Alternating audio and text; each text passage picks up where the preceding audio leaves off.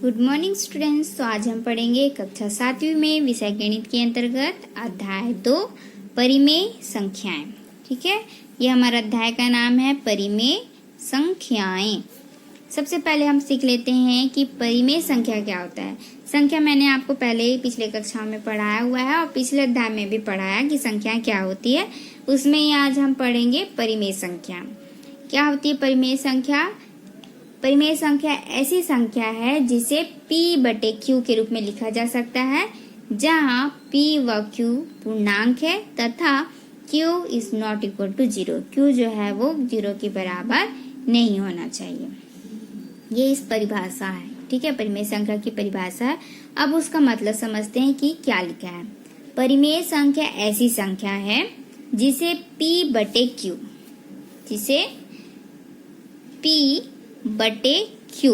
यानी कि अंश बटे हर। जब ऊपर रहता है उसको हम अंश कहते हैं और जो नीचे रहता है उसे हर कहते हैं, है ना। तो इसे p/q के रूप में लिखा जा सकता है, यानी कि अंश बटे हर में लिखा जा सकता है। ठीक है, परिमेय संख्या ऐसी संख्या है जिसे अंश बटे हर में लिखा जा सकता है, उसी को ही लिखा है p/q।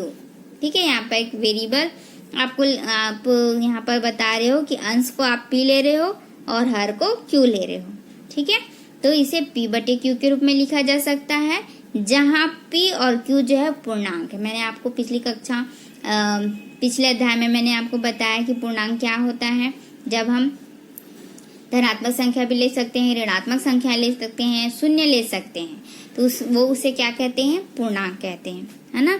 ये मैंने पिछले आपका अध्याय था संख्या है, उसमें आपको बताया डेफिनेशन। पूर्णांक क्या होता है? ऐसी संख्या जिसमें धनात्मक संख्या हो सकती है, ऋणात्मक संख्याएं हो सकती है और शून्य भी हो सकता है। तो इस तरह से बोल रहा है कि p और q दोनों जो है वो पूर्णांक है, लेकिन कंडीशन ये भी बोल रहा है कि p तो आपका पूर्णांक हो सकता है, q भी पूर्णांक हो सकता है, लेकिन पूर्णांक में q जो है वो 0 के बराबर नहीं होना चाहिए, यानी कि q का जो मान है वो 0 नहीं आना चाहिए। ठीक है, अब ये कैसे कह रहा है कि q को पूर्णांक भी होना चाहिए और 0 भी होना नहीं चाहिए। तो देखो यहाँ पर क्या बोल रहा है, पूर्णांक यानी मैंने बताया कि वो धनात्मक हो सकता है, जैसे 2/3। देखो यहाँ p जो है वो धनात्मक है, q भी धनात्मक है, तो इस तरह से हो गया। और क्या हो सकता है? पूर्णांक में ऋणात्मक भी हो सकता है, तो या तो p हो सकता है या q भी हो सकता है, तो दोनों आपका हो सकते हैं या फिर दोनों में से कोई एक भी हो सकता है। ठीक है, तो इस तरह से बोल रहा है, लेकिन q जो है वो 0 नहीं होना चाहिए, यानी कि यहाँ पर ऐसे q जो है वो 0 में नहीं होना चाहिए। ठीक है, इस तरह से ये ऐसा जब आपका लिखा हो तो ये परिमेय संख्या नहीं है। ठीक है, ऐसा होना चाहिए।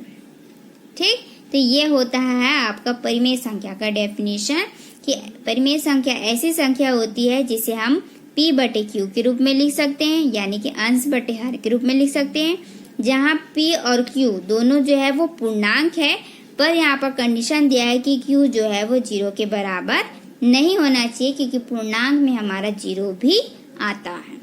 ठीक, समझ में आ गया डेफिनेशन। अब इसके बाद हम प्रश्नावली हल करेंगे। यहाँ पर अब हम हल करते हैं। सबसे पहला क्वेश्चन आपको बोल रहा है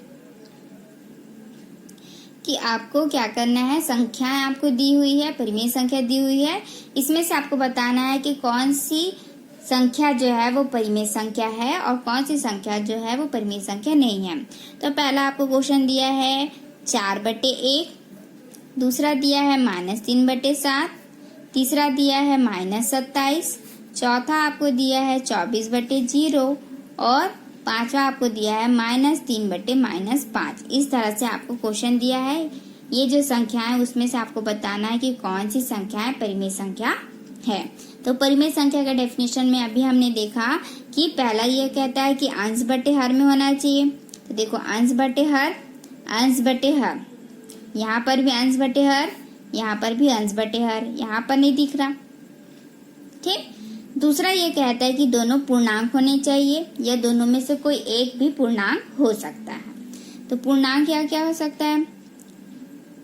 यहाँ पर पूर्णांक देखो धनात्मक दोनों हैं, यहाँ पर दोनों ही संख्या पूर्णांक है, आखिर धनात्मक है, यहाँ पर ऋणात्मक है, लेकिन दोनों संख्या पूर्णांक में आ सकती है।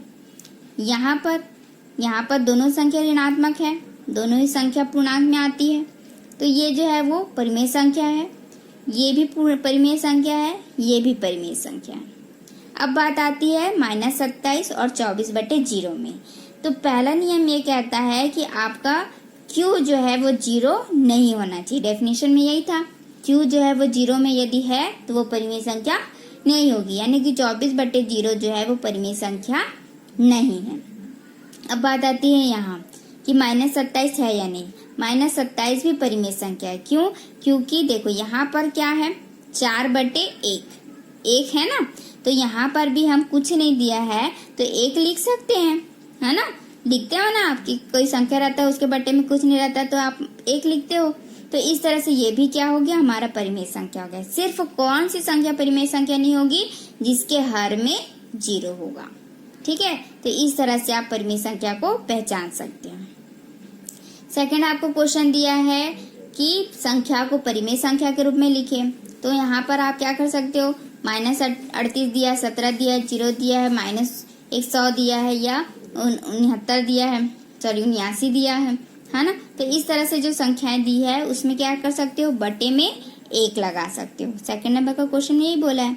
-38 है, जैसे यहाँ था 27, सिर्फ 27 लिखा था, वैसे यहाँ पर सिर्फ 38 लिखा है, तो बटे में 1 लगा दोगे यदि आप, क्योंकि 2 तो लिख नहीं सकते ना, -38/2 लिखोगे तो फिर तो ये गलत हो गया, संख्या बदल गई, है ना। तो इस तरह से नहीं लिख सकते, सिर्फ क्या कर सकते हो, 1 ही लिख सकते हो बटे में। ठीक है, तो इस तरह से आप क्या कर सकते हो, परिमेय संख्या में बदल सकते हो किसी भी संख्या को। ठीक है, यदि वो पूर्णांक में दिया हुआ है तो। ठीक, 17 है तो 17 के बटे में भी 1 लिख सकते हो। ठीक, तो इस तरह से वो परिमेय संख्या में आप बदल सकते हो। उसके बाद आपका थर्ड नंबर का क्वेश्चन बोल रहा है, क्या करना है आपको कि परिमेय संख्या के 3 तुल्य परिमेय संख्या निकालना है। 3 तुल्य परिमेय संख्या कैसे निकाल सकते हो, 1/5 ऐसे दिया हुआ है, तो 3 यानी कि 3 आपको तुल्य परिमेय संख्या निकालना है। तुल्य यानी लगभग बराबर, है ना। तुल्य यानी कि यदि हम तुलना करें तो वह परिमेय संख्या जो हम निकाल रहे हैं वो पहले वाले क्वेश्चन से मिलता जुलता होना चाहिए। कैसे हल करोगे, देखो, यदि आपका संख्या स्टार्ट होता है 1 से, ठीक है, तो यहाँ पर आपका परिमेय संख्या है, तो इधर भी आपको परिमेय संख्या में ही लेना होगा। ठीक है, तो यदि आप गुणा कर रहे हो 1 और 1 से, तो क्या होगा, 1 का 1 से गुणा करोगे 1 आएगा, 1 का 5 से गुणा करोगे तो 5 आएगा, तो आंसर आपका 1/5 ही होगा। तो वो तो प्रश्न ही दिया है ना। तो इसलिए हम यहाँ पर 1 से गुणा ना करके किससे गुणा करेंगे, 2 से स्टार्ट करेंगे। 2 से मैंने यहाँ पर गुणा भी किया, 2 से मैंने यहाँ पर भाग भी दिया। क्यों ऐसा किए कि यदि आप 2 को 2 से भाग करोगे तो क्या आएगा, 1 आएगा कि नहीं। यदि यहाँ पर मैं 1/5 है ना, 2 को और 2 ले रही हूँ यहाँ पर, तो 2 और 2 कैंसिल हो जाएगा, इसको भाग करोगे 2 को 2 से तो ये तो 1 हो गया ना। तो क्वेश्चन में आया कि नहीं भाई, है ना, ये तो चेंज नहीं हुआ। ठीक, तो इस तरह से आपको संख्या लेना है कि आप जिस संख्या को ले रहे हो उसी संख्या से ही भाग करो। इससे क्या होगा, ये प्रश्न जो है वो हमारा बदलेगा नहीं। ठीक है, प्रश्न हमारा नहीं बदलना चाहिए, हमको ऐसी संख्या का उपयोग करना है। ठीक है, तो इसलिए यहाँ पर 1 से स्टार्ट नहीं किए क्योंकि आपका वही प्रश्न आ जाता, इसलिए हम यहाँ पर 2 से स्टार्ट करेंगे। ठीक, अब इसको कैसे हल करोगे, ऊपर वाली संख्या का ऊपर वाली संख्या से, नीचे वाली संख्या का नीचे वाली संख्या से गुणा करेंगे, तो क्या हो जाएगा, 2 1 कम 2 और 5 दूनी 10। ठीक है, तुल्य परिमेय संख्या क्या होती है ये बाद में हल करेंगे। ठीक है, मैं बाद में इसको एक्सप्लेन करूंगी, पहले आप इतना समझ लीजिए। उसके बाद क्या हुआ, ये हमारा प्रश्न था, आपको 3 बनाना है, 3 बोला है ना, 3 बनाना है। फिर आप 2 से स्टार्ट किए थे, 2 के बाद क्या आएगा, 3, तो मैंने क्या कहा, उसी संख्या का गुणा कीजिए, उसी संख्या से भाग कीजिए, क्योंकि ये क्या होगा, कैंसिल होगा तो ये पूरा 1 हो जाएगा, है ना। फिर वापस से वो प्रश्न बन सकता है। फिर क्या हो सकता है, 4 से गुणा करेंगे, 4/4, इस तरह से। ठीक, गुणा करो ऊपर वाली संख्या को ऊपर वाली संख्या से, 3 एकम 3, नीचे वाली संख्या का नीचे वाली संख्या से, 3 पंचे 15, 4 एकम 4 और 5 चौक 20।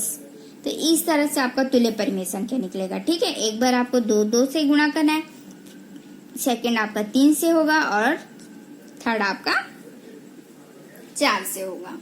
ठीक है, कारण मैंने आपको बताया कि आप 2 को 2 से भाग करोगे तो 1 आ जाएगा, 1 से संख्या से यदि गुणा करोगे तो वही संख्या आती है, तो प्रश्न आपका बदलेगा नहीं। फिर वही मैंने बताया कि 3 को 3 से भाग करोगे तो 1 आएगा, है ना, 1 से गुणा करोगे तो संख्या आपका नहीं बदलेगा। 4 को 4 से भाग करोगे तो 1 आ जाएगा, 1 से गुणा करोगे तो 1/5 ही रहेगा, है ना। तो इस तरह से प्रश्न नहीं बदलना चाहिए। ठीक है, ऐसी संख्या का आपका उपयोग करना है। ठीक, इसलिए हमने उसी संख्या से गुणा भी किया है और उसी संख्या से भाग भी दिया है। अब ये जो मैंने तुल्य परिमेय संख्या निकाला, ठीक है, कैसे पता चला कि यही तुल्य परिमेय संख्या है? देखो, यदि आप इसको कैंसल करोगे, ठीक है, तो यही संख्या आएगी, 1/5 ही आएगा। कैसे 1/5 आएगा? देखो, 2 एकम 2, 2 पंचे 10, तो ऊपर हमारा 1 आएगा, 2 एकम 2 और यहाँ पर 2 पंचे 10 तो 5 आएगा, है कि नहीं। यहाँ पर क्या हुआ, 3 एकम 3 तो 1 आएगा और 3 पंचे 15 तो 5 आएगा। यहाँ पर क्या हुआ, 4 एकम 4 और 4 पंचे 20 तो 1/5 आएगा। तो इस तरह से आपका ये क्या है, तुल्य परिमेय। देखो, यहाँ पर 1/5 है, यहाँ पर 2/10, 3/15 आ रहा है, 4/20 आ रहा है। संख्या आपकी अलग अलग दिख रही है, लेकिन है तो वो 1/5 के तुल्य ही ना, क्योंकि यदि आप इसको कैंसिल करोगे तो 1/5 ही आएगा। तो ये होती है तुल्य परिमेय संख्या कि आपका संख्या तो आपका अलग अलग है, लेकिन जब आप उसको सॉल्व करोगे तो आपका जो मेन आंसर है वो 1/5 ही आएगा। ठीक, तो ये होती है तुल्य परिमेय संख्या। ठीक है, यदि आप किसी का इसके बाद जो क्वेश्चन दिया है उससे माइनस दिया है तो आपको घबराने की जरूरत नहीं है। आपका प्रश्न में माइनस है तो आपके आंसर में भी माइनस आ जाएगा।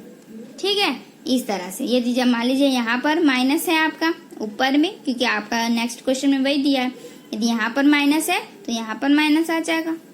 क्यों होता है? क्योंकि प्लस माइनस माइनस हो जाएगा, यहाँ पर भी minus plus minus, minus plus minus. ठीक है, तो इस तरह से आपको यहाँ पर घबराने की जरूरत नहीं है, सिर्फ आप यहाँ पर ऐसा हल करोगे और यदि माइनस आपको प्रश्न में है तो आपके आंसर में भी माइनस आ जाएगा। ठीक है, तो यहाँ तक हमने सीखा प्रश्नावली 2.1 में 3 क्वेश्चन को यहाँ पर हल किया है। नेक्स्ट वीडियो में हम आगे के प्रश्नों को भी इसी तरह हल करेंगे।